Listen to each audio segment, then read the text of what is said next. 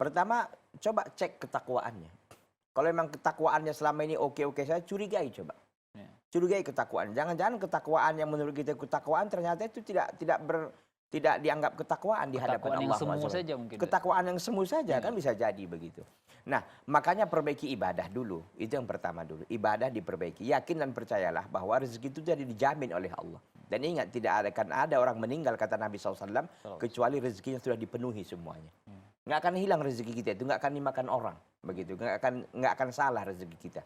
Oleh karena itu, perbaiki ketaatan kita kepada Allah. Karena memang rezeki itu dicari dengan ketaatan kepada Allah. May yattaqillaha yaj'al wa may yattaqillaha yaj'al lahu makhraja wa yarzuqhu min haitsu la yahtasib.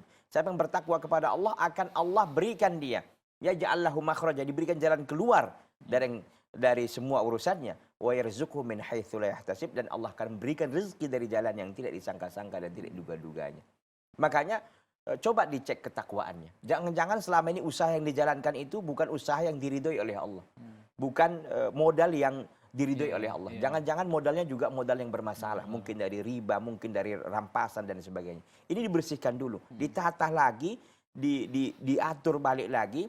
Ya, mudah-mudahan ya dengan demikian Allah Azza wa Jalla akan memberkahi usahanya. Tapi dengan catatan tadi itu, pastikan semuanya dan ikuti dengan ketaatan dan ketakwaan kepada Allah. Jangan lupa untuk memperbanyak berdoa dan berdoa kepada Allah Subhanahu wa taala.